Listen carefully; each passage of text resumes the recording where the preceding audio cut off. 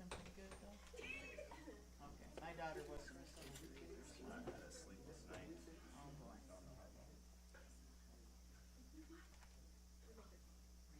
saw something where they split the baby. I don't know how you flip them, but you know, like, you're holding it upside down or something, as you're holding them, and it does something to the Ready? Is the mic? I'm sure he is trying to everything. her 18-month-old still wouldn't keep her off the bike, so she's like, I just you said flip the babies, and she's like, oh no, actually, she doesn't have a night where it's like, she sleeps all the way through, but only wakes up like for cries a little bit more. Yeah. I wish I would have known these things.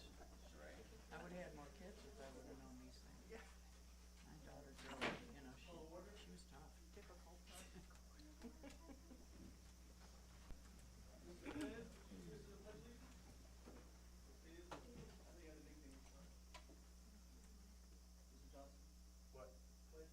Oh, I pledge allegiance To the flag of the United States of America and to the republic for which it stands, one nation, under God, indivisible, with liberty and justice for all.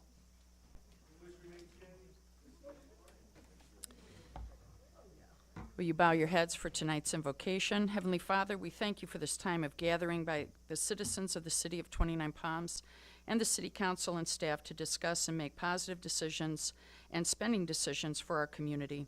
We ask for your continued protection and blessing over our military base, schools, businesses, churches, families, law enforcement, and those that provide protective services, as well as the media. We ask for your blessing to pour out abundantly over our city and providing us with the perfect candidate for the city manager position. We thank you for Larry Bowden serving in this position during this time, and we thank you, Father, that you are sending us the best to represent our community and for our state as well. We thank you for a blessed and peaceful meeting, and we speak peace over all leaders around the world and for a ceasefire over countries engaged in war and the safe return of hostages and healing for those affected. We give you the glory and honor in Jesus' name we pray. Amen.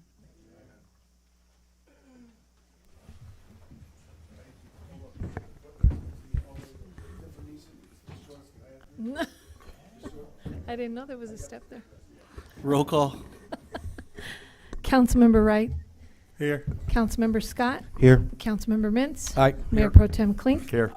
Mayor Bildering. Here. All present.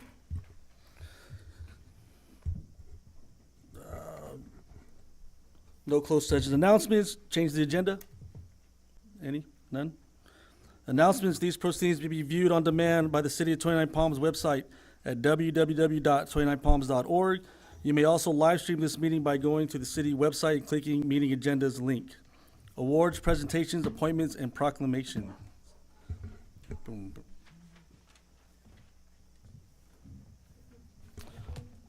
Huh? You want to do it? 29 Palms softball. 29 Palms softball team, come on up.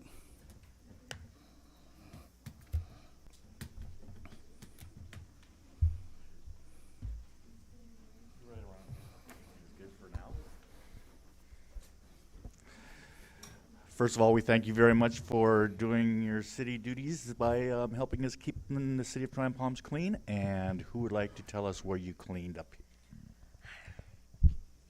Okay. We cleaned up across Circle K on Highway 62. And how many bags? 20 in an hour and a half. An hour and a half. Wow, that's got to be a record. All right. Good job. Well, we have a check here from the city of 29 Palms and a check from Burtec. Okay. Thank you very much again. Thank you. Anyone want to say anything? Anybody? How's are you, If you you're need more- playing already? Yes. And how are you doing? We're doing really good. Good. Good. Good to hear. All right. On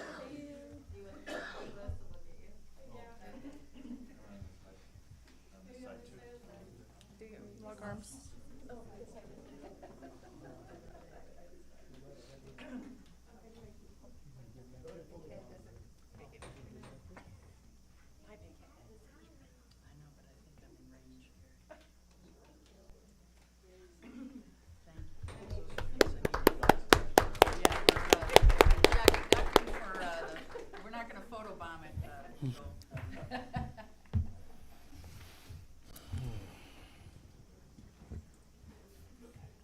Is Larry good? All right. You not staying for the whole meeting? No? All right. Got your cash? Got your cash? You're going to go. All right. All right. I remember that. None of them are studying tonight. All right. Introduction of the new San Bernardino County Fire District's Deputy Chief and Operations Chief, Bill Villarino.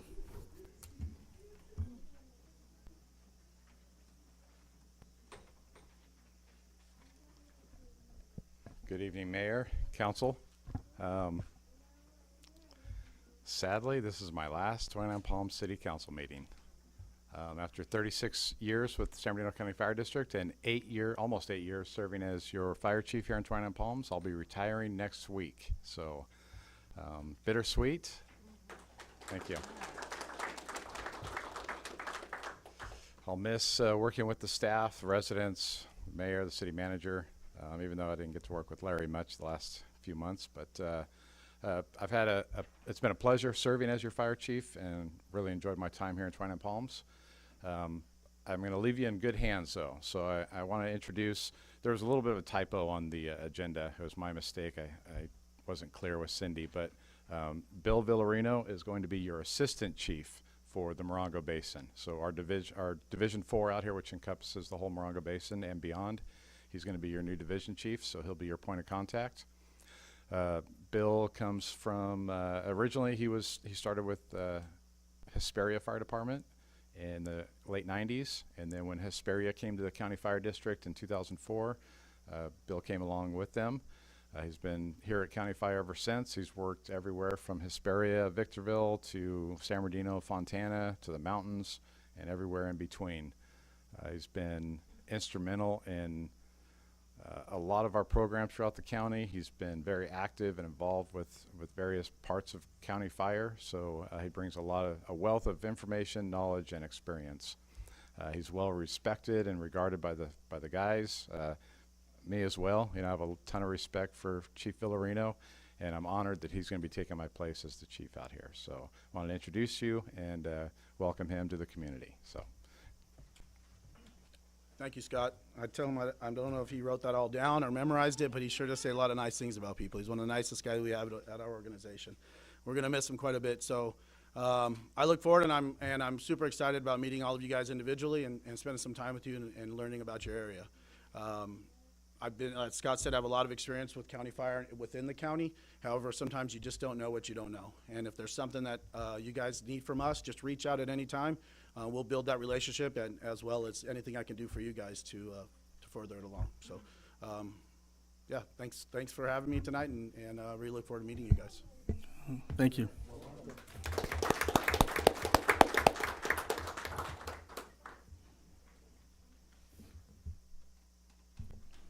All right. Presentation by Southern California Associates of Governments, SCAG, Joint Powers Authority. Hi, good evening. I am Monique Ariano from the San Bernardino Council of Governments, so there's a bit of a typo on the agenda. But yes, we are San Bernardino based. SCAG is the entire 6 counties in Southern California. So we are a different entity, but I appreciate you bringing me out to have this conversation with you. I'm going to give you a lot of information right now, so please feel free to stop me as I move along. I'm going to try and be quick, but essentially, what I'm going to be presenting is information on who we are. Why I'm here is we are looking to increase our member agency dues, and we're going to need an amendment to the Joint Powers Authority to actually put that in place. And so as I go through this, I'm hoping that the justification and the understanding of what it is that we're asking and why we're asking will be made very clear. So who is SBCOG? We are the San Bernardino Council of Governments, and it is a joint powers authority that is voluntary. And it includes all 24 cities in this. Should I wait? No, that's okay. Technical difficulties, I understand. Okay. Okay, so we are a joint powers authority that includes all 24 cities in the county of San Bernardino and the 5 supervisorial districts. So that's our governing board, one elected official from each jurisdiction. One of our main goals is to form strong relationships with not just our member agencies, but also with our state partners, regional partners, and inter-county partners as well. We are funded through membership dues and supplemental program funds, which typically includes grants or other program funds as they are implemented through our agency. So why are we important? We actually try to be that group that handles projects that don't necessarily fit into a nice, clean box, or there are gaps that needed to be filled. Cities may have less resources than other cities, so we kind of fill the gaps where we are needed.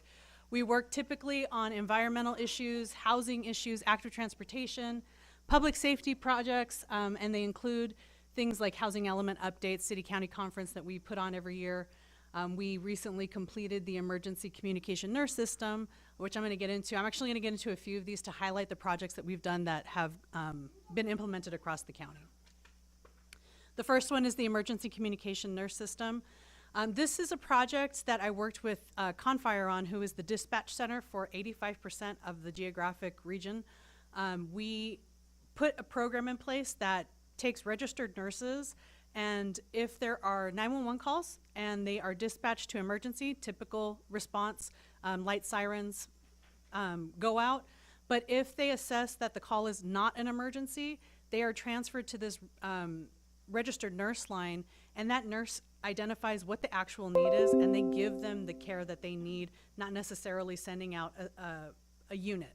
And so what the point of this is to decrease the dispatched ambulances and reserve the resources for when they're actually needed, and then to provide those low acuity patients the correct point of care. So if they need to help them get a doctor's appointment, if they need to get them into an urgent care or need to get them transportation to those types of aid issues, the registered nurse actually helps them get to that point. And so far, it was implemented at the height of the pandemic, and there have been no negative patient outcomes to date. We're keeping data on that as well. So this data is from the last 2 years, and this is at 20% capacity. As of January, this program is fully functional now at 100%. So they are going to continue to track the data and see where these percentages will lie. But the low desert, which includes Yucca Valley and 29 Palms, is about 13.9% of our calls coming out. We have an inland regional energy network, which is funded through ratepayer funds for those that pay into SCE and SoCal Gas. And what this is focused on is energy efficiency, specifically with public entities.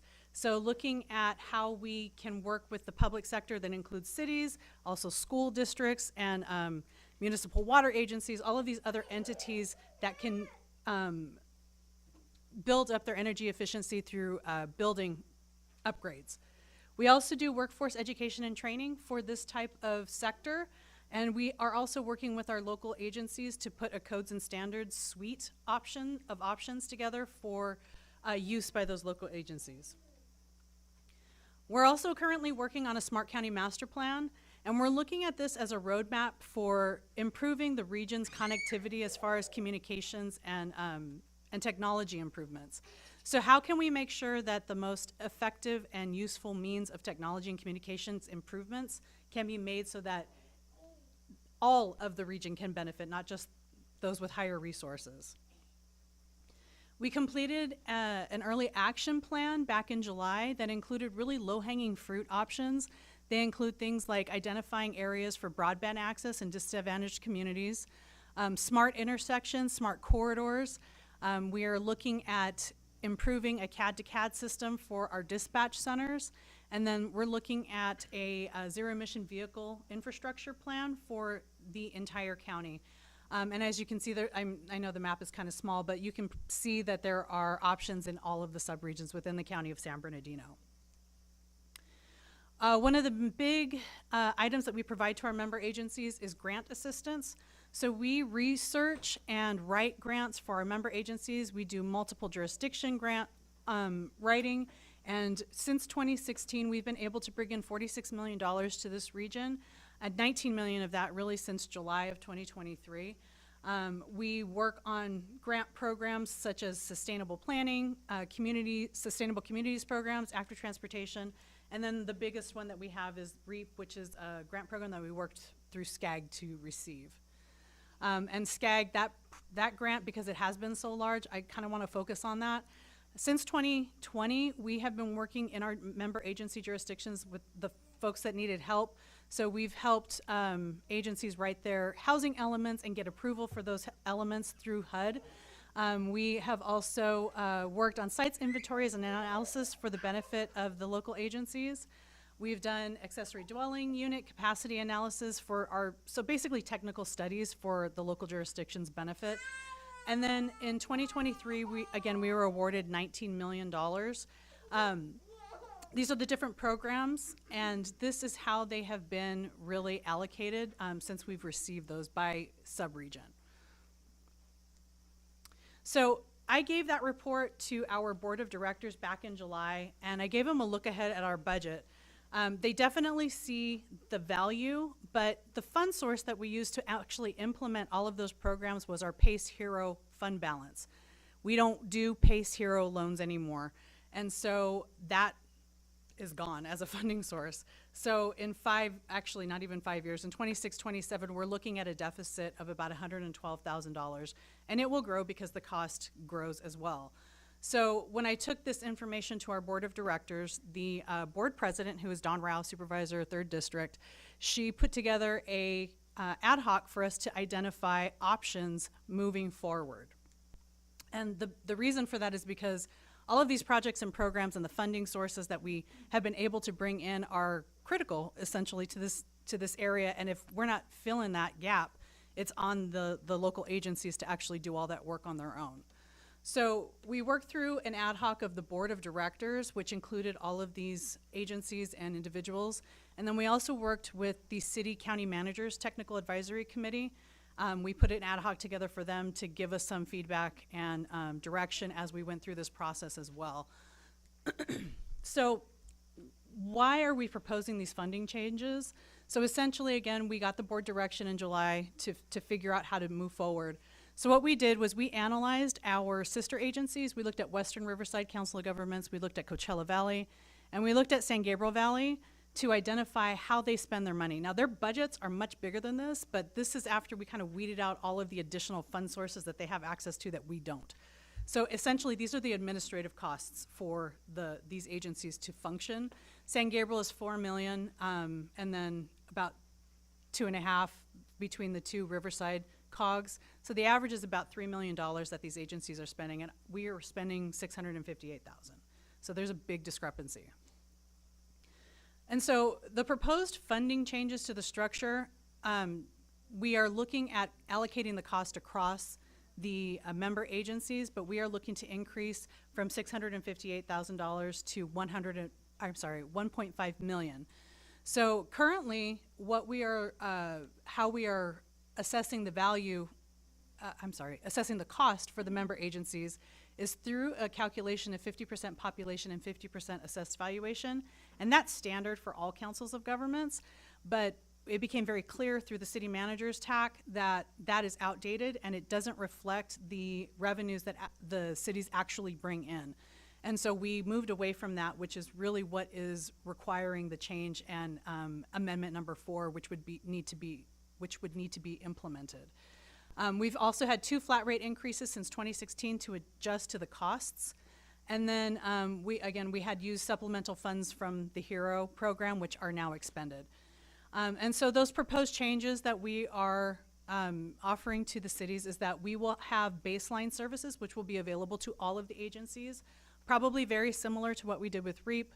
Whatever you're dealing with regarding housing or regarding other issues are likely issues that are being dealt with across the region. So we'll focus on those. And then if there are additional subscription services that several agencies, not all of them, would like to participate in, we would make that available as well. And the one example that we have of that is the Housing Trust, which 29 Palms is interested in participating in. So those would be separate from the baseline services. So again, the JPA would need to be modified to update the calculation. And so what the board and the city managers ad hocs approved and then our board of directors approved is to update that calculation to be 50% population and then 50% general fund base sales and property tax revenues that are actually received. And also add in an additional cost according to the consumer price index, or 2%, whichever is less on an annual basis. But the current dues and the proposed dues, that is specifically for 29 Palms. So $14,000 is what this jurisdiction currently pays, and we're proposing to increase that to $23,000. And so the current programs that 29 Palms participates in with us are all identified here. And then the grants that we've been able to write on behalf or advocate on behalf of this agency for are listed. So 29 Palms has received $512,000 in the last year, as well as 1.3 for one of the programs that we submitted under SCAG. We also worked on the Morongo Basin Active Transportation Plan, and were successful in bringing $200,000 here. And then the Sub-Regional Greenhouse Gas Reduction Plan, which is $250,000. And so other programs that we've worked on as well are included here. But so we did a cost analysis, and essentially your current dues again are $14,000, your proposed dues are $23,000. Again, we fill the gaps, so we did a study across the region to find out kind of that mid-range level of staff that would need to be hired to do what we do, and you're looking at about $84,000. It's a planner that we're looking at. And then average consultant cost is based on what we put, what we budget to get the work done, which is about $100,000. And so, again, what we looked at for the process that we took to get to what that new calculation is here, I don't need to go into it. I think I kind of covered it. And then this is what we're looking at for the budget and cost. So 1.5 million, and then we break it down into existing staff, new staff, and then resources and consulting. And what this is going to pay for is more project management. We need liaisons between the member agencies and all of our partners. We also need to add in regional advocacy and really increase what we provide as far as grant writing and coordination to our member agencies. And then the more resources is really just the consultant support that we would need to implement everything. And then this is the pie chart for the cost allocation of the 1.5 million across all of the jurisdictions. And I'm gonna try and use this little guy, but he's not gonna work. 29 Palms is just at the top. It's the first 2% if you're looking at it going counterclockwise. So what I really wanna highlight here is that essentially 5 agencies are paying half of the cost of the 1.5 million, and then the other half is really being divided between the remaining 20. So we tried to find the most equitable solution, and we're really confident that we did here. And then these are potential projects, priorities, and programs that came up during the discussions with the ad hocs. These are just starting points. We are going to be working on a work plan after July 1st, which is when the new dues program would kick in. So moving forward, our timeline, we got a board approval back in January. And then between January and April of this year, we are working on getting our member agency approvals. And then by July 1st, we would begin the new dues program. That's it. I know I give us a lot of information. So if you have any questions, I'm happy to answer. I have a question about if, say, one of these agencies don't want to, don't like the increase, would they just be dropped and then everybody else's dues will go up? Likely, there is a push to continue moving forward, even if jurisdictions decide they do not want to participate. Okay. Thank you. Yeah, but you didn't answer the question. Does that mean our dues would increase? I would assume so, but I don't know because that policy hasn't been set. Thank you.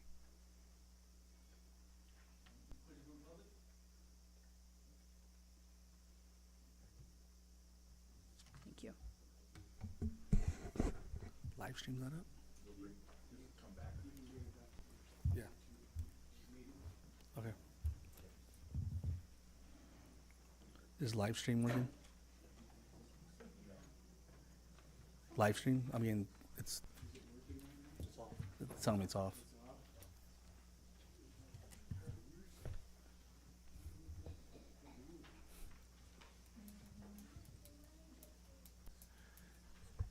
Thank you for that presentation. We'll bring it back at our next meeting in March. Great. Okay.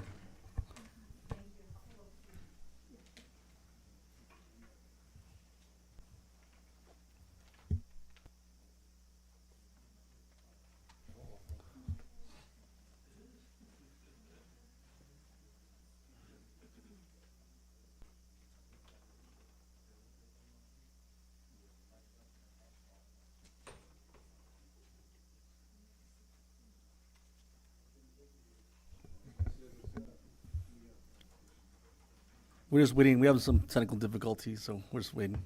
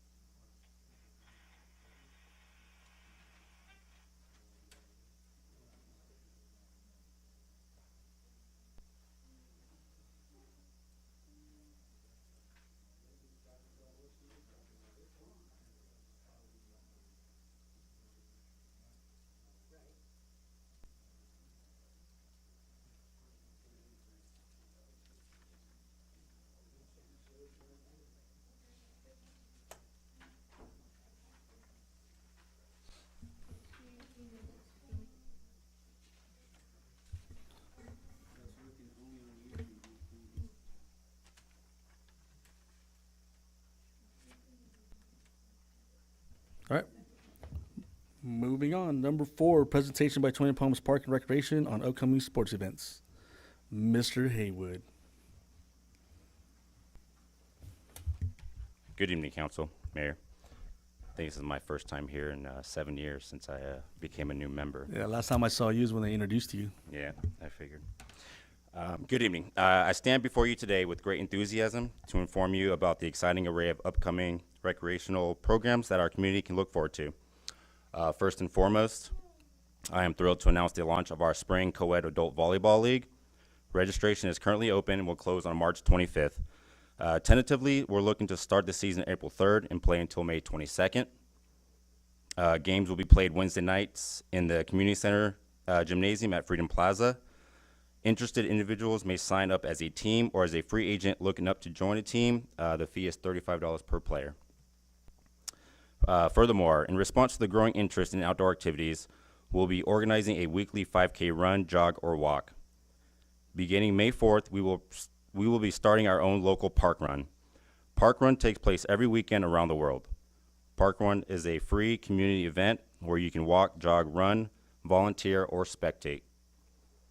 Park run is positive, welcoming, and inclusive. There is no time limit, and no one finishes last. Knott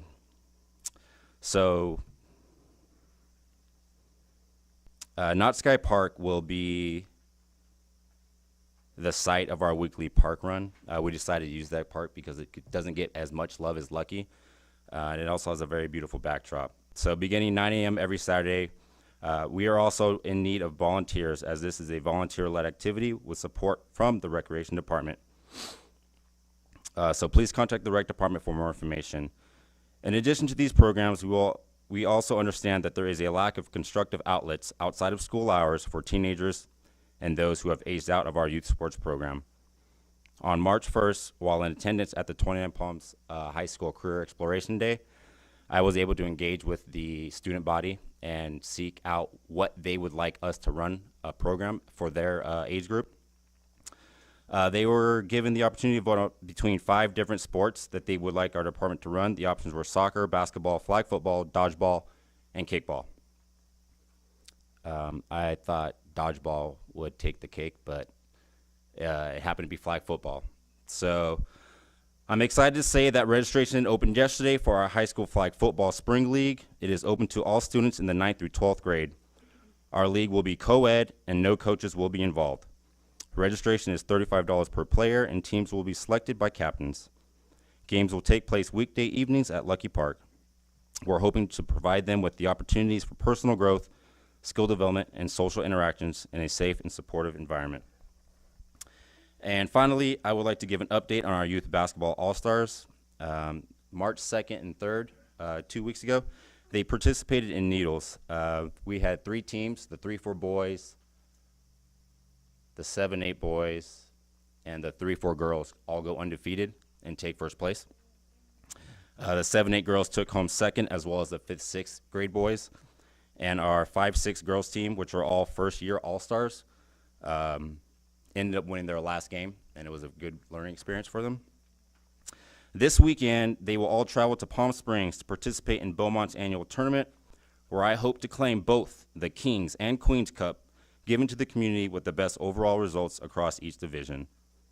The weekend of March 22nd to 24th, we will conclude the tournament madness by hosting our 64th annual basketball tournament. This year, there will be 40 teams in total from Yucca Valley, Needles, Beaumont, Redondo Beach, Big Bear, and Calipatria, along with our 29 All-Star teams. That's an increase of 8 teams from last year, which we had 32. Games will take place at the community center, junior high, and high school. We are in need of volunteers to help on the table scorekeeping. No basketball knowledge or experience is required, and you will be fed. Please call the rec department if you are interested. In conclusion, I am confident that these upcoming recreational programs will not only enhance the quality of life for our residents, but also strengthen the bonds that unite us as a community. Thank you for your attention and support. Any questions? Any questions? Fed what? He wants to know what the food is. He might volunteer. Sign up. I'll let you know. I have a question. Maybe the city manager might be able to answer this question. Does the city currently have any policy regarding waiving fees for some of our youth in the programs? Good for Haywood or Cary. We do have a policy for waiving fees. We Thank- also offer scholarships. So that's what part of the sponsorships that the community members pay helps cover those. Thank you. You're welcome. And if this does happen, get enough teams, let me know and I'll sponsor a team. Always appreciated. Yes. And I have 2 volunteers for the basketball. They let Send me them know. my way. All the Open request was that she could do the table on the High gym school. that her sister's playing at for Got she it. to watch. I got you. Enough said. Gotcha. Thank you. right. Public, any questions? Nope. Oh, yes. If you have a question real quick, go ahead and hit it.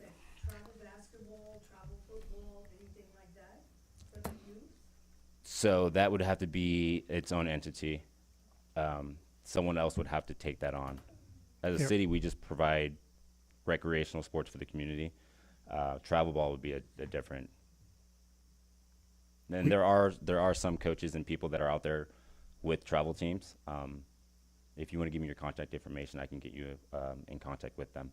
Oh, no, I have I'm already with a travel team. Oh, are you? But I was trying to find something local in 29. I never heard of anybody local. The football team, Warhawks, travels. No, it's for the community. Never heard of football. I never heard of them. Well, you come and see me afterwards. I'll hook you up. We always looking for people. And I did bring flyers for park run, adult volleyball, and our high school flag football team if anyone needs more information. I'm sorry, pickleball? What's going on? Coming soon. We are getting courts resurfaced this month, and we will have pickleball courts, and hopefully we can start some pickleball leagues. Where will that be? At Lucky Park, on the corner of Joe Davis and Utah Trail, where the cage basketball courts are. Will do. Thank you, guys. Thank you.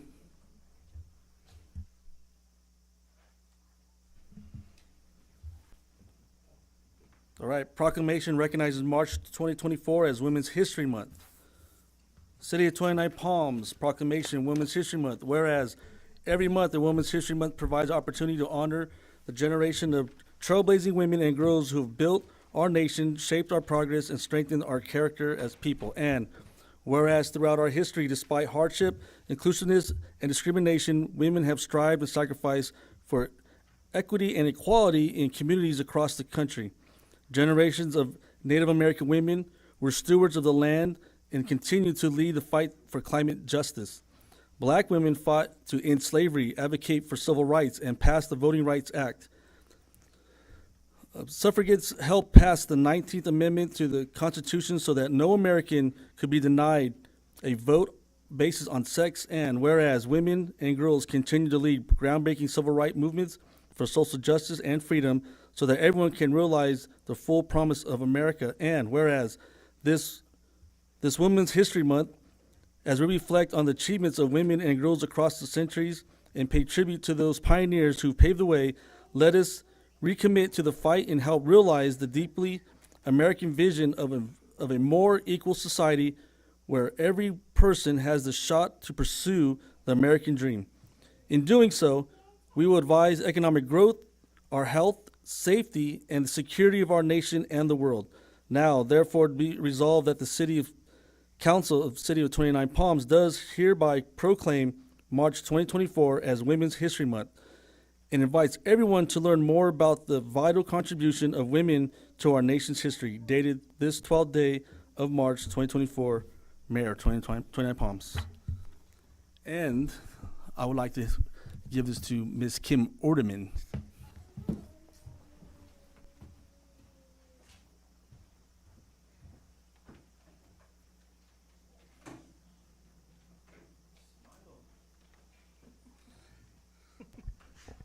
Before I hand this to her, a little background, right?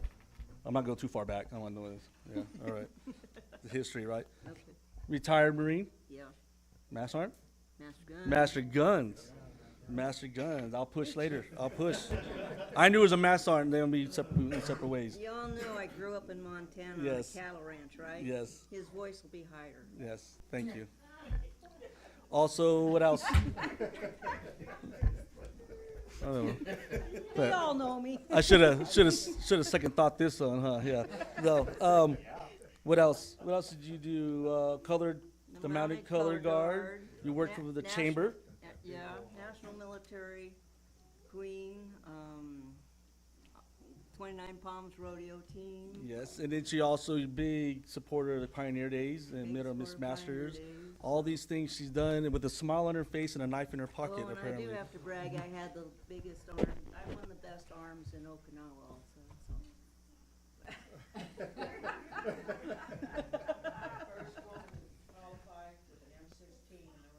Well, that's true, so. We have another when they were pioneer looking sitting in the at back too. When they were looking at females to go to the range, I was the guinea pig.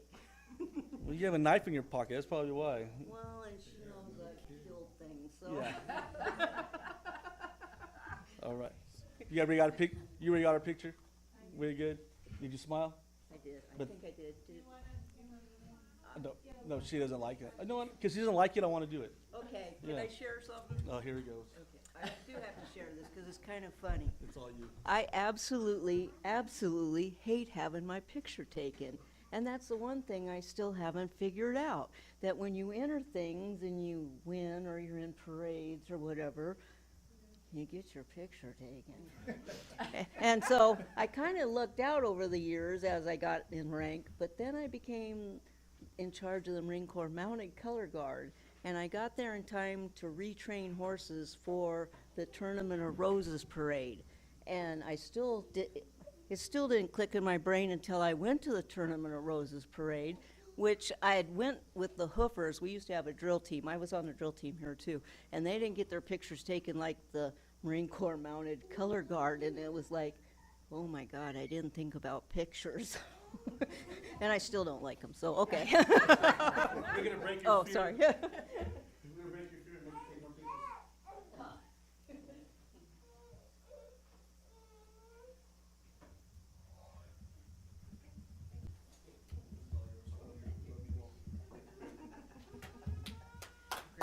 One of my young Marines.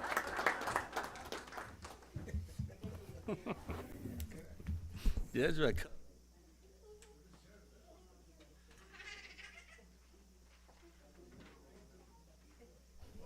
All right. Council comments and reports and meetings attended. Councilmember Scott. Thank you, Mr. Mayor. I attended a community meeting for the neighborhood Indian Cove. I attended the Pelican Club dinner and networking event, and I attended the community meeting on preparing meals for our unhoused residents. Thank you. Councilmember Wright. Thanks, Mr. Mayor. I attended the Pelican Club dinner, and I thought we did a ribbon cutting, but I guess we didn't, so.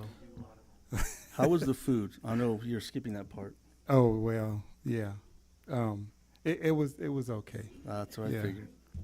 Yeah, it was okay, but could have been better. Oh, yeah. This last couple weeks, just attended a few city meetings that we had here locally. Just want to remind everybody about the Rotary Carnival. It's going to be March 21st through the 25th or 24th. It's a fundraiser for the community. All the funds that all those rides everybody rides, all the money stays here in 29 Palms. So, and it goes to scholarships at the high school. And then don't forget about Trash Day. It's going to be March 30th, 7 a.m. to 12 noon. That's down by Lucky Park. There's the flyers out there. They put stuff on the social media what you cannot bring. There's a lot of stuff you can bring. Oh, sorry, Joe, am I crowding you? And also, just a comment somebody made about pickleball. When we had the softball tournament in February, we had to go by Duluth Park. There was literally 40 people standing in line waiting for the pickleball court when our bus drove by, because we drove the van. But there was literally they had to wait in line to get on the court, but there was literally 40 people standing out there waiting for those two courts. So We're gonna have 4 courts. 4 courts. There you go. We're gonna have more than them. 4 pickleball courts. All right. That's all I got, Mr. Mayor. Mr. Mayor Pro Tem. Thank you, Mayor. First of all, I would like to wish everybody in 29 Palms who's celebrating a birthday this month of March, happy birthday. Thank you, Chief Tuttle, for all you've done for the county of San Bernardino and especially 29 Palms. We greatly appreciate that. And welcome, Chief Bill Villarino. All right. Welcome, and we look forward to working with you. And that's it. All right, thank you. Let's see, I attended a meeting with the base with GEA and marketing. Also attended the Pelican dinner, and we did some connecting, and it looks like we have some forward thinking for the animal shelter, Mr. Mayor Pro Tem. So we worked some. Okay, sorry, but I brought it up, and we have some very large interest in it. So how to get this going, funds wise. Let's see what else. I gave a brief at the Basin-wide Foundation luncheon. Well received. We'll be doing that quarterly with them, and that is all I have. Scott, we're gonna miss you, Mr. Tuttle. Thanks for sneaking out of here. You didn't want all the hoopla, so I got you. Welcome aboard.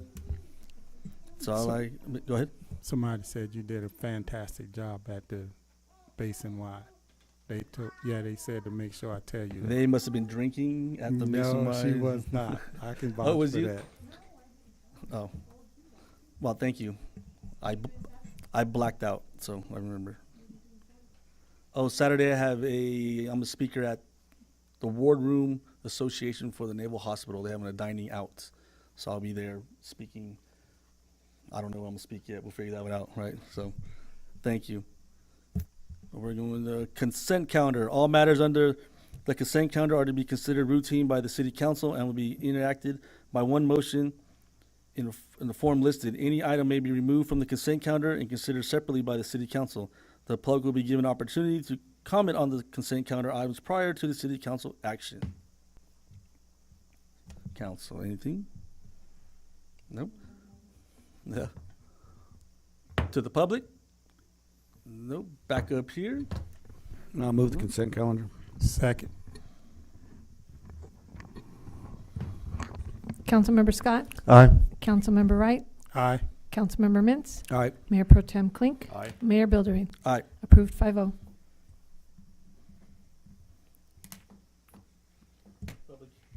Public hearing none. Discussion of potential action items. Number 8, Sanctuary Church fee waiver request for the use of community center gymnasium. All right, good evening, Mayor, council members. So the community center gymnasium has been reserved by the Sanctuary Church. The church is planning to celebrate its 20th anniversary and has reserved the facility for 3 days, April 25, 26, and 28. The organizer has requested that the rental fees be waived because the church is a nonprofit organization. The fees for the 3-day rental amount to $3,724. However, this does not include the refundable cleaning deposit fee of $131. It's mandatory for city recreation staff to be present on site each day to open and close the facility during rentals. Additionally, there's some prep and breakdown work that needs to be done by a city employee for all rentals within this facility. Facility rental insurance, cleaning, and damage deposit fees are non-waivable and are required for all indoor facility rentals. The City Council policy regarding fee waivers dates to September 26, 1989. It allows private nonprofit organizations, public or private charitable organizations, or other public service agencies to use city facilities free of charge. However, this policy is outdated as it does not place a reservation cap on facility rentals. To ensure the public is able to access facilities, the Recreation Department has allowed just one free one-day rental per calendar year to these organizations. This has become common practice over the past 2 decades. Staff is requesting that the council hear from Pastor Jerron James, who is representing the Sanctuary Church, to determine the fee waiver request. I would like to invite him to come up to the podium to share any information that he has about the event and to answer any questions that you may have. Thank you. You're welcome.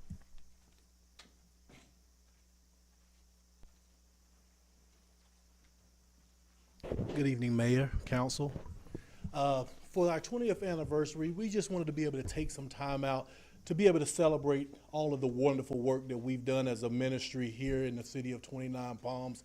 As we've truly been able to, been seeking to reach the lost and the hurting here, we wanted to really be able to bless those within our community. It's, for our 20th anniversary, it's not so much that it's a celebration, but we wanted to be able to honor the community that has really been the purpose as to why we're here in 29 Palms, to really be able to meet the needs of those throughout our community. On just to give you somewhat of a breakdown, just to help you identify, or give you a little bit more clarity as to the decision that you need to make on today. So on that Friday, we're looking at having a celebration ball. This ball is open to the community. It will be a plated dinner. We're looking to have a Christian comedian to come out on that day. For those that will be participating on that day, they will have to reserve, and there will be a price that comes along with those tickets for that event. There is a big event that we will have that Sunday. That Sunday is open. It's free for everyone in the community. We're probably looking to max out capacity at the gym for that day, as we will also be having a Grammy recording nominee, Zacardi Cortez. He will be the main psalmist for that afternoon. So as it goes back into some of the things that we're doing, on that weekend, we will be having a community picnic, which is out at our Indian Trail property. I've already coordinated with several several businesses here in the city of 29 Palms, specifically Stater Brothers. We will be passing out gift cards and helping with the purchase of meals for those citizens of 29 Palms. And it is our request that, that the city council waive some of those fees, or if not all of the fees associated with the Freedom Plaza gym. Council? This is for the 25th to the 28th, and you mentioned Friday was the ball. What's Thursday? The Thursday 25th. is the setup, sir. Set up. Yes, sir. Okay, and all these events, there's a fee except for the one on Sunday. That one's free to the community. So there's 2 days that we're actually going. There's 2 days that we're actually going to be in the Freedom Plaza gym. That Friday will be they will need to purchase a ticket. That, however, the Sunday is free for everyone that would like to come. We do have a registration process for that, so that we can have a clear idea of how many people we're going to receive on that day. We have a team that's also going to be maintaining the count to ensure that we do not go over our capacity as it pertains to the fire code. Right. So Saturday, there's no events at the. No, sir, none at all. How much are the tickets for the plated dinner event? It varies, and the reason I say it varies, if you come in, if you're buying just for yourself, that ticket is going to be $90, and then if you're buying a group package, it can range anywhere from $90 to $150. That also can include being able to have a VIP where you can sit closer to the front and also have access to some of our guests that are going to be present on that day. Thank you. And from that event, are those funds being used for a specific charitable work? Could you say that again? So the funds that you'll collect from the dinner, are those being raised for a specific cause? So the funds that we're raising for that event, it will actually go for the cost of paying for the event, but also it'll go towards the purchasing of the gift cards from Stater Brothers as they will be going out to those within the community. That specific portion will take place on Saturday morning at 8 o'clock, and I've already coordinated with the manager over at Stater Brothers, so we will be in position on that day just to be a blessing to those in our community. Thank you. Carrie, are they being charged for the Thursday too? They are not being charged for, let's see here. Yeah, Saturday. Sorry, I'm looking at my sheet. I have so many notes written here. So they're being charged for Thursday for setup? Yes, Thursday for setup, Friday for the event, and Sunday for the event.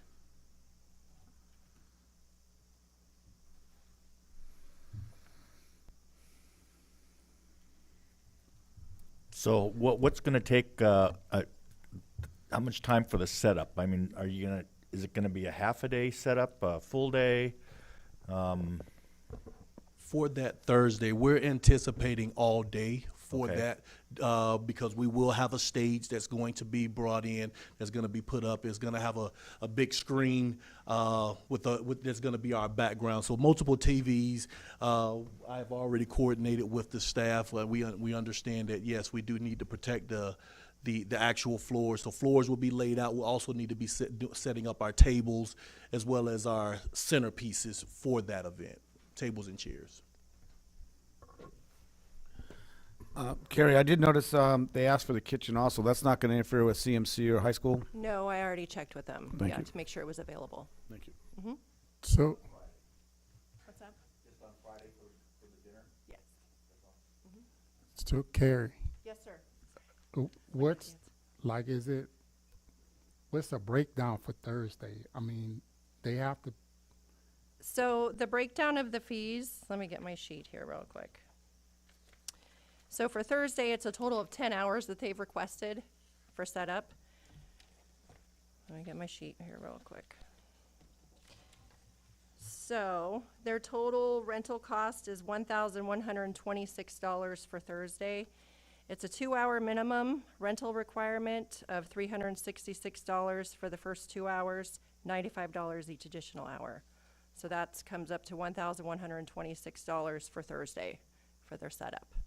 thank you. Friday, 10 hours as well. It's $1,201 plus, that includes the kitchen of $75. Flat fee for the use of the kitchen.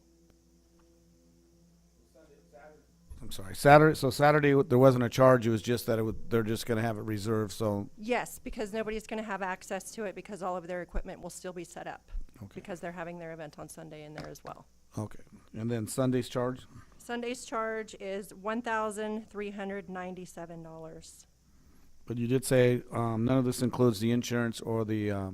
That's correct. So Okay, so they're yeah, they're required to pay that no matter what. the Okay. insurance and the refundable cleaning and damage deposit. Yes.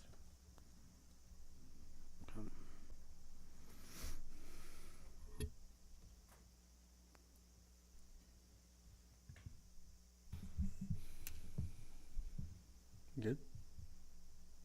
Oh, I saw you writing. I don't want to. No. Okay. All right. Yeah. You all good? Anyone from the public? No. Back up here. Oh, I didn't see you. I'm sorry. Yeah.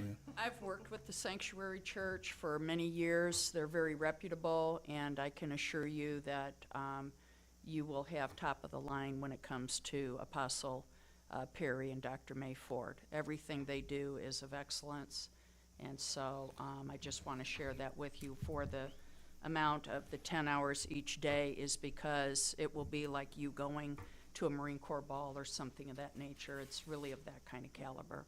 So I just wanted to share that I've always had a great rapport with them. 29 Palms Ministerial Association has, Apostle Ford and the Sanctuary Church are members.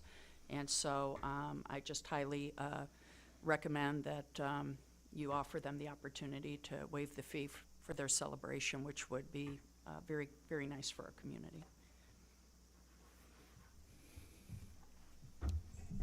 Back up here.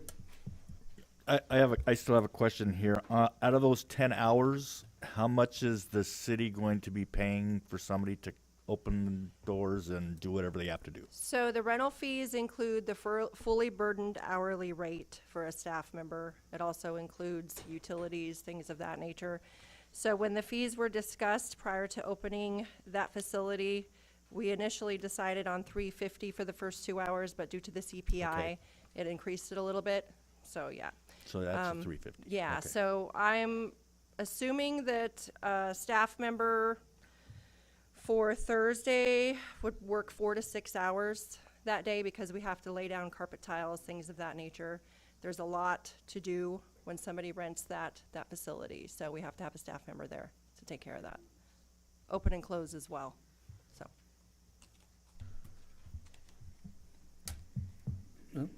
Back up here. Oh, go ahead.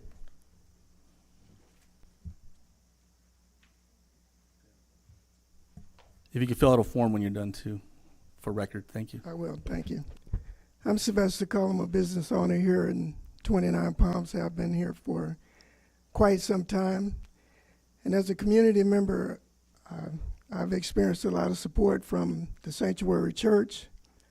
And I also know that they've given a lot to this community and supported the city with a lot of events and financially much more than what they're asking for as a waiver for this event. The event is open to the public.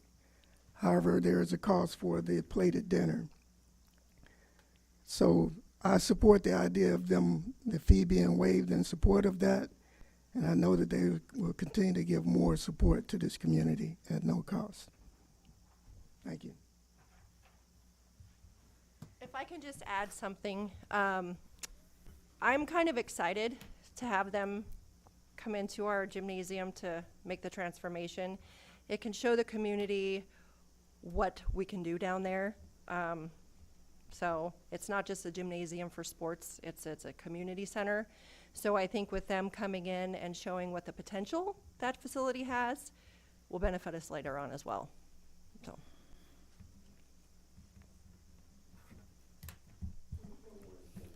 One more.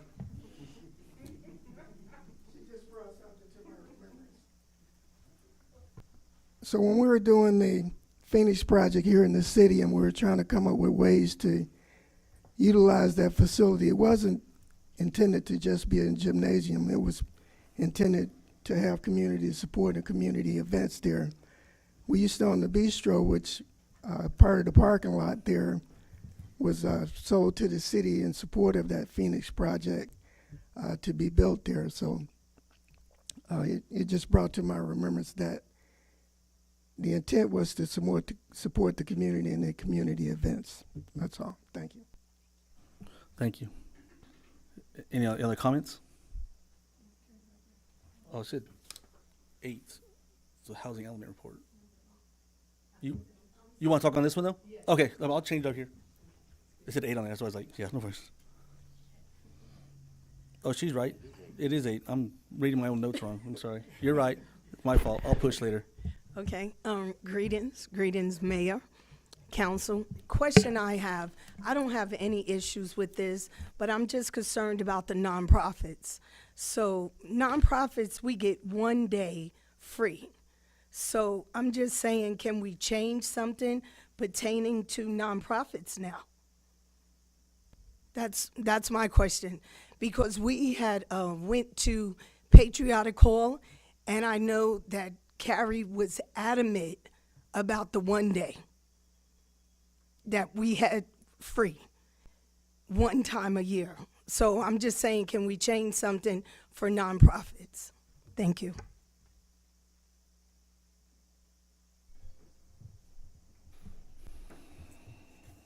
Any other comments before a motion Yeah, or recommendations? I really appreciate the work that Sanctuary has done for the community. Freedom Plaza is definitely supposed to be for the community. I just want to say that we're setting a precedence, and I think that we should make a motion to change the days to 3 days for all nonprofits. Well, that would be a future agenda item. How? We can't discuss it.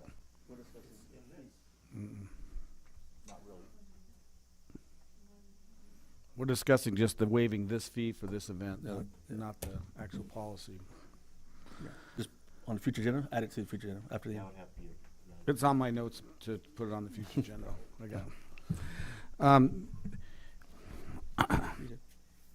it. Because right now, would according to the policy that we have, would they be under that also, the 1 day? Well, free? So the policy, like I said, it's outdated. It's 35 years old. And it doesn't put a cap on how many days nonprofits or public service organizations can reserve facilities for. So I do think that at some point in time, we need to revisit and, Well, yeah. I'm going to put that on the future agenda Yeah, item, yes. but like I said, past couple of decades, in order to be able to make sure that everybody has access to it, we had to say 1 day free per calendar year. Okay. So that's the practice. Okay, that so we've we been just need to doing. discuss. Yes. Okay. Okay. Well, the only thing that hearing what's being said and about Fridays being, that's, obviously it's a fundraiser, and they're going to have it for the four days. I'm thinking maybe if we just had, they get it from Thursday to Sunday. I'm not going to use it, but it's being reserved. Is that we just get our hard labor costs back? I don't know if that'd be feasible. Just for what we're paying our employee. That's fine. I can come up with a figure and put that together. I'm not sure exactly who. Because obviously it'd just be Thursday, Friday. They're not have to Put be the there staff Saturday, on. I and it'd gotcha. just be Sunday. Yeah, I mean, I can do that. That would be pretty much, wouldn't be in the thousands. No. At all. That would be, at least then we wouldn't be setting the total, until we can discuss this and get a policy down. That's what I'm suggesting. That we just at least get the hard labor costs back. Because we do have businesses in town who put on events. Smith's Ranch has a big, huge facility. They charge for it. They charge for everything, which that's what they're in business for. And we have the other place off Homestead. They put a lot of money into rebuilding that. So does Smith's Ranch to rebuild that facility to have events.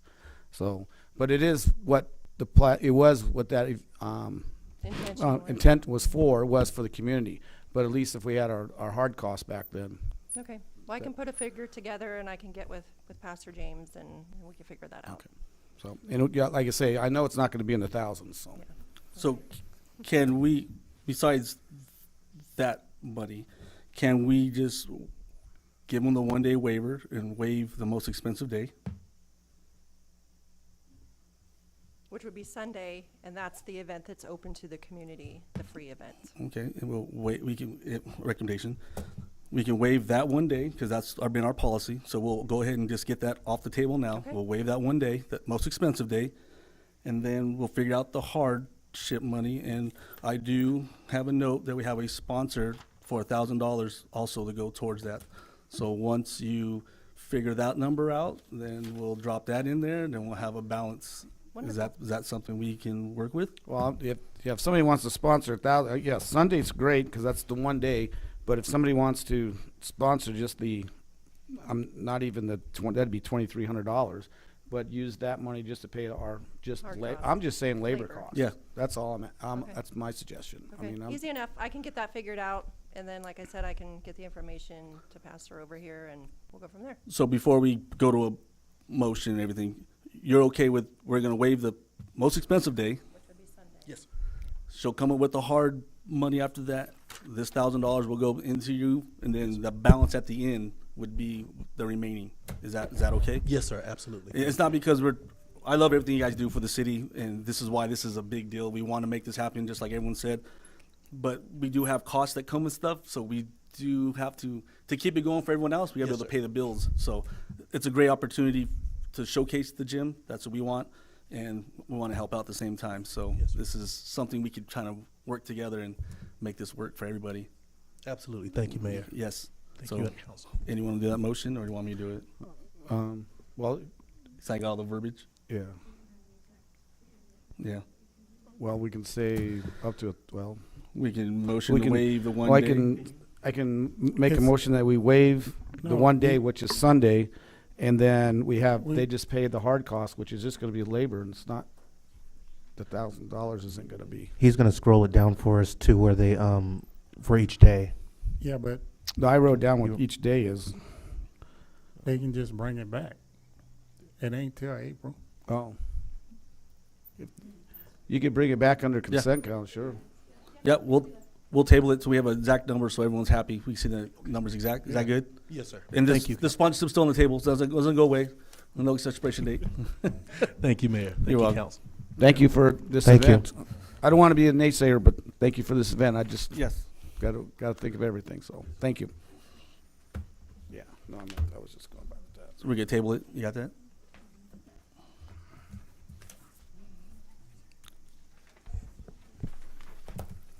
Number 9, Housing Element Annual Report. Turn this into the state every year. It's that's a pretty simple question. You know, we're required, well, I'm not sure it's a requirement. They recommend that we have 900 additional affordable housing units by 2029 to meet the RHNA goals. At this point, what we send into the state is how many housing starts we've had in the last 2 years. The first year, last year, was 27 residential units, and this year we have 13 that have pulled permits or in the process. Yes. So that's what we're sending to the state. That's our report that goes into them. And What about the like duplexes and fourplexes? We've had some of if those. they're in here that are to be built, yes, and that's I think that's what Well, most then of these. yeah, that one on off El Paseo isn't done yet, so. Right, well, these are anybody that's that's paid money for a permit at this time, or completed.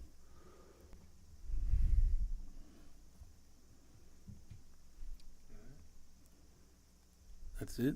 That's it. I was waiting for the end. I mean, that's. Any that's- questions or it's Is there any questions? I can. I just had the blank, like, I was Well, waiting. Okay.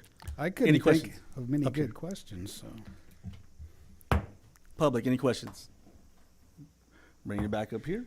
I'll make a motion that we accept the Housing Element Annual Report and send the letter that needs to go up to the state. I can second. Councilmember Mintz, Aye. Councilmember Scott, Aye. Councilmember Wright, Aye. Mayor Pro Tem Klink, Aye. Mayor Bilderine. Aye. Approved 5-0. Number 10, Project Phoenix Wastewater System Service Contract Amendment. Mr. Mayor, I have to Yes. excuse myself from this. My wife leases property down there. I do not own property there, but I have to still excuse myself.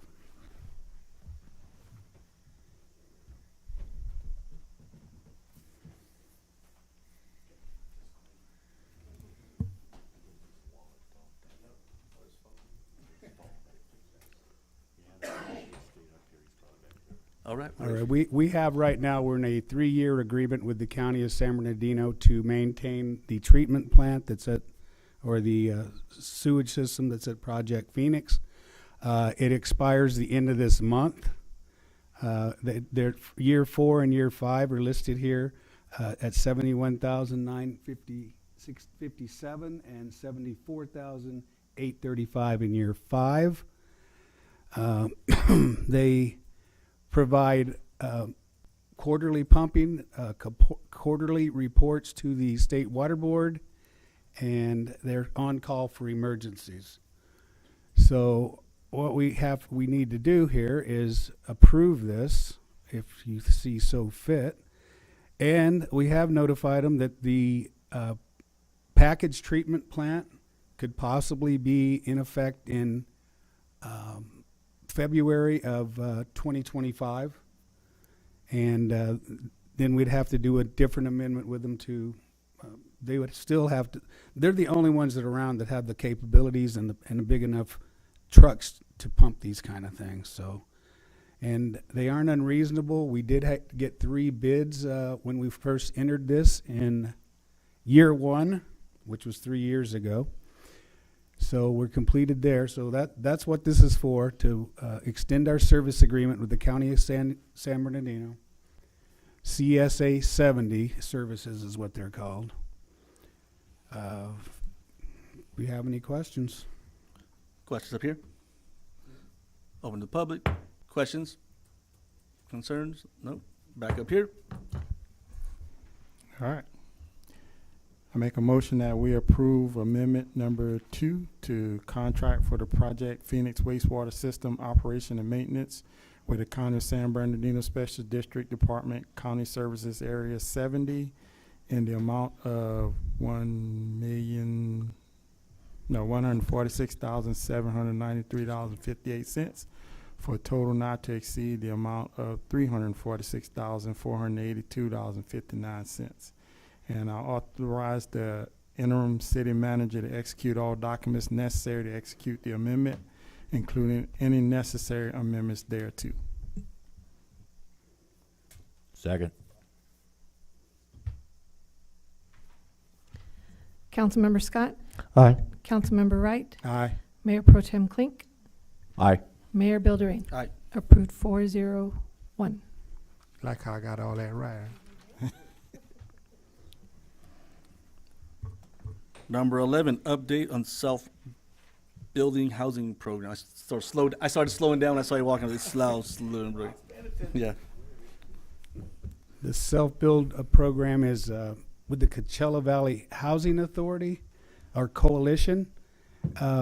We've been working with them. They actually qualify people of low income, and they have a program where they help build the house. When they came and they talked to us, they said that these take from 11 to 12 months. I thought that was too long, but then you find out that the people that are going to own them have to put in 40 hours a week to build these houses. So they work around their time frame. So one of the things they want is 10 to 13 lots. So we've gone out, and I say we, Keith actually, planning department, found 3 different sections of lots, clusters we're calling them, that are close to each other. We sent it in to them to see if they were acceptable to them. They asked questions. We asked them if they're good with septic systems, and they said yes. All of them have water, electric, and cable, and all the things that are needed to hook up to the house. And they liked them, and they said that any of those would work. So we're just wanting to let you know that we're finding areas where this can actually happen. So what we're going to have to do, if we come up with the plan and we can purchase the lots, we do have some money on hand that has been allocated already. Then we'd have to do an agreement with the Coachella Valley Housing Coalition. And that's what we're sitting at. They are fine with what we came up with, and each one of them has to be within the Four Corners Redevelopment District, which is a pretty big district actually. But they're, I think, they're well located, and they're very close to. They're all in the same block, not the clusters. Each cluster of the 10 to 13 houses are within the same block. They're in different portions of the city. So they were very happy with what we brought there. So we just go ahead and we can do the next steps after this. Okay. Council, any questions? No, I just want to thank our community development department, Keith Gardner, and the city manager for really spearheading this and taking ownership of this, because this is going to be something that's going to revolutionize the city of 29 Palms. We are going to increase home ownership in this city. And I see community leaders out there now, and I'm speaking to you guys and just saying, please go out to your neighbors and let people know about this program, because it's really going to be something good. And so again, thank you to the city manager, Keith Gardner, the community development department. Let me say one more thing I forgot in this staff report. They've done this for many, many years. They're doing 150 right now in Imperial Valley. So this isn't something that isn't, it's very well established, and it's run through the USDA. And I was sitting here listening to it going, yeah, this is too good to be true, but it's real. And I just want to add something else, though, too. So, Mr. Bowden is absolutely correct. They've been doing this for a very long time. The program itself is not anything new. It's Habitat for Humanity. But there's a specific organization that's been doing this in the Coachella Valley for, God, at least 30 years, I think. And they've pretty much tapped out of land, affordable land down there. And so they've moved down to Imperial, where they're building some homes now. They never really even considered 29 Palms, even though we're within their service area. And so this is something that's really, really good. And as we just talked about the, these unfunded mandates that the state is putting down our throats, we're being mandated to build homes in this city. And so we have to think outside the box, and we have to be creative on how we get these homes built. Anyone else, council? Public? Nope. Back to the council for motion. Well, this is just an update.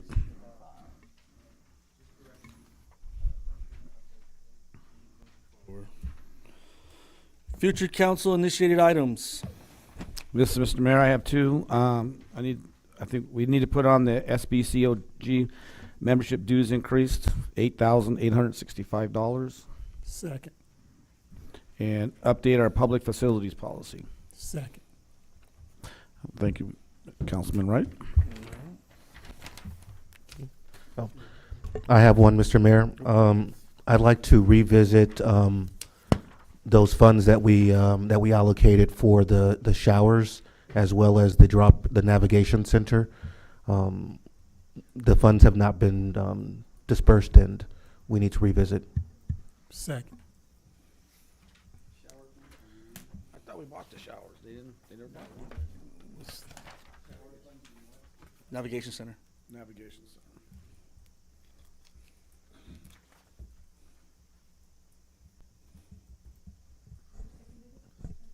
Mac did. All of them. He seconded all of them. He just kept seconding. Yeah.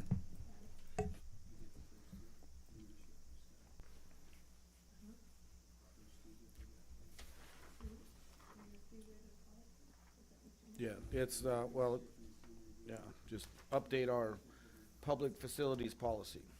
That way we can talk about everything then. Okay. Good? All right. Public comments. This is the time for the public to address the city council on issues within the jurisdiction of the city council that are not on this agenda. All comments are to be directed to the city council and should not consist of any personal attacks. Members of the public are expected to maintain a professional, courteous decorum during their comments. There is a time limit of 3 minutes per person. If you have not already done so, please fill a name and address slip and give it to the city clerk. The city council is prohibited by state law taking action or discussing items not included on the printed agenda. Public comments on specific agenda items will be deferred until consideration of the item on the agenda. Leading off, Ms. Leanne Clark. Thank you, Mayor Bilderrain. On behalf of the 29 Palms Ministerial Association, we do want to extend our gratitude to Mayor Bilderrain for serving as a keynote speaker for the first quarter Mayor's Prayer Breakfast held on February 20th. We're currently working on the remaining quarters of the year, and so we will get that information out to the public to be able to attend these services. But again, we want to thank Mayor Bilderrain for continuing what Mayor Wright started last year, so thank you so much. We also want to share that on Friday, March 29th at noon at Little Church of the Desert, we will be hosting a Good Friday Tenebrae service. It is open to the public. There is no cost. We will be taking up an offering at that service, which will go to local nonprofit, the Alex Roth Memorial Community Pantry, which is located at the Oasis Community Church. We also will be hosting an Easter sunrise service on Sunday, March 31st at 6 a.m. at Freedom Plaza in the stage area. The offering recipient for the offering recipient local nonprofit for that service will be Set Free Ranch. I also want to thank Gary Daigneault of Z1077 in hosting Anna Stump, the chairperson for the Public Arts Advisory Committee, on his Up Close podcast on Friday, March 8th. If you didn't get a chance to catch that, you really will enjoy the interview. Anna represented our city with great excellence and professionalism, and I thought it was a brilliant showcase for our community and her representation as an artist and what our community is doing regarding public arts. So just again wanted to give a shout out to Gary Daigneault and his Up Close podcast and showcasing a lot of key people in our community. Thank you. Next, Jeffrey Preston.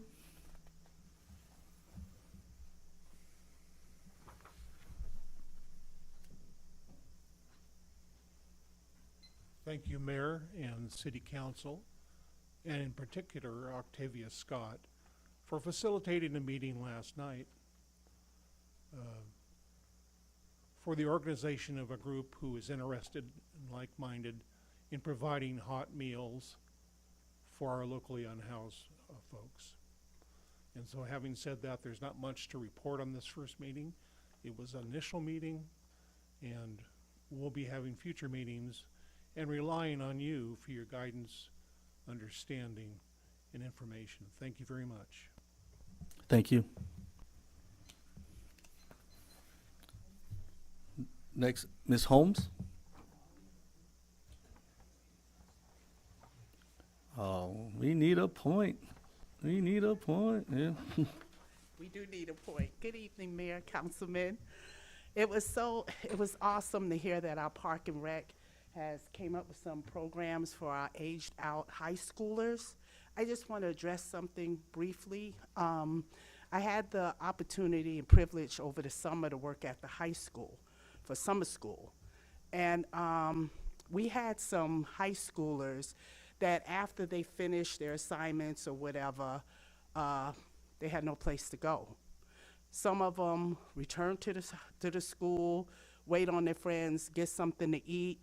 But I'm bringing this to your attention because as not having somewhere to go, a Boys and Girls Club, transportation, a lot of the parents don't have internet. A lot of homes don't have internet. A lot of homes don't have cooling. Maybe we can get the ministerial, some of the businesses get involved, because these teenagers, these aged out teenagers in certain situations, they're the ones that are walking around in our streets today homeless. They're the ones that hopefully can turn around and be sitting where you're sitting at. But I just want to say, with Park and Rec, my granddaughter, she did every sport in Park and Rec. It builds character. It builds integrity. It gives it teaches them teamwork, self-esteem. That opportunity hopefully can be afforded to all the students. I'm glad that there are waivers for some of the kids that can't pay for these sports, but some of them over the summer, we have nothing. They're walking in the heat. Is there some way we can, maybe like the college, they can use their high school IDs, use MTBA to go to the library, to go to the bowling alley, to do something over the summer, instead of having our youth, our high schoolers who have aged out of Park and Rec, that don't have anything, that maybe, I don't know, they can't do some of the sports. Can't do some of the sports. I just wanted to bring that to your attention. Hopefully we can come up with something. We only have 2 months, 3 months before summer comes. But we don't have a Boys and Girls Club out here. And I know location, we have downtown, we have 2 buildings over at Park and Rec, someplace that these high schoolers can go. Cooling, internet, we get the school lunches, they have something to eat. So I just want to speak on those students that, or those kids, that group that nobody else sees. Thank you. Thank you. Harmony, you're not hiding either. I see you. Yeah. All right. City manager's update.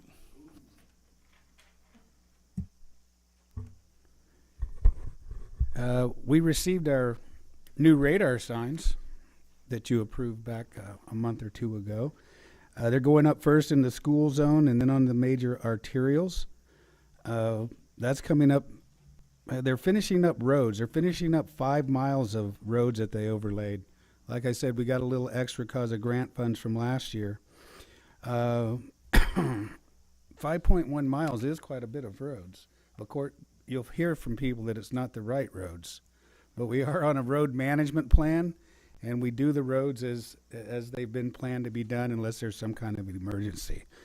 When we've had good feedback, actually, we had one person mad that he didn't get a notice that we weren't paving his street. So, yeah. So we got it out to the people whose streets we were so that they weren't surprised. But we thought that one was pretty different, and he was pretty serious anyway. There's some grant money available from CIRA, our risk-sharing authority. And one of the things that we're looking at that if we get it together, we'll bring to you, it's flashing LED signs, lights that say flooded. Right now, if there's a flood, our guys have to go to the yard, put the blinking A-frames on the truck, take them out, rain, wind, whatever's happening, place them out on the side of the road.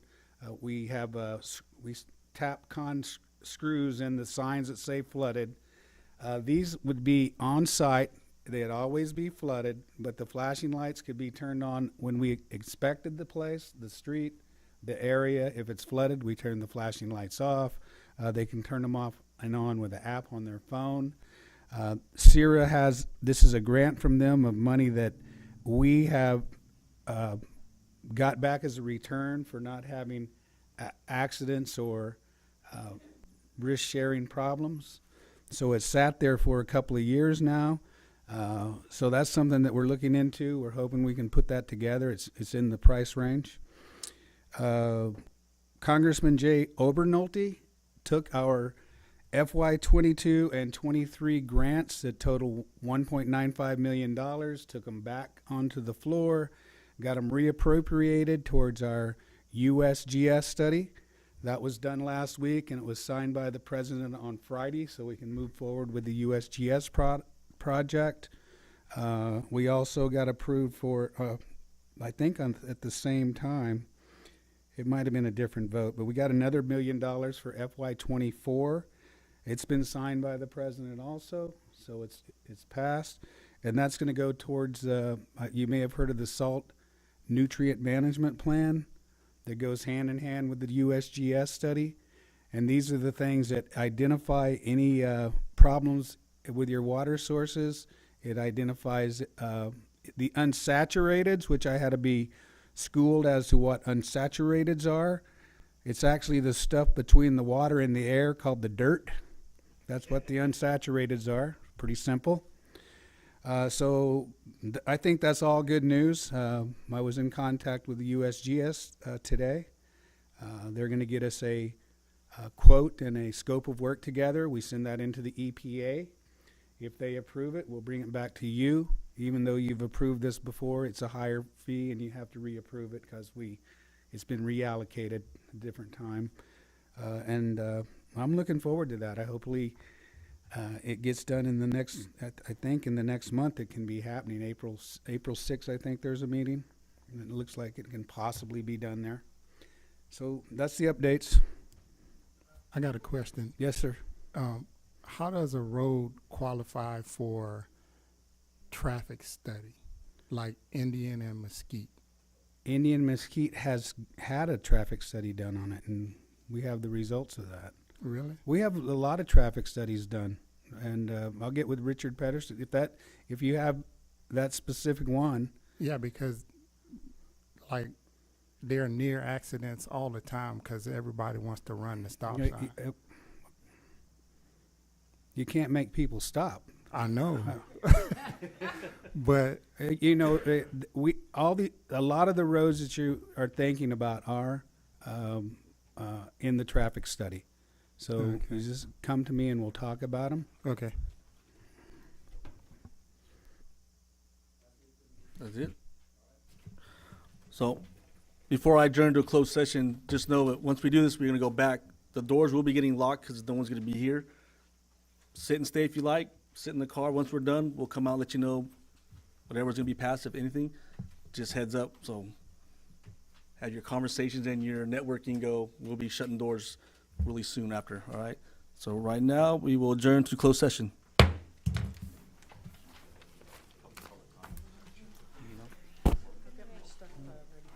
That were those people in here.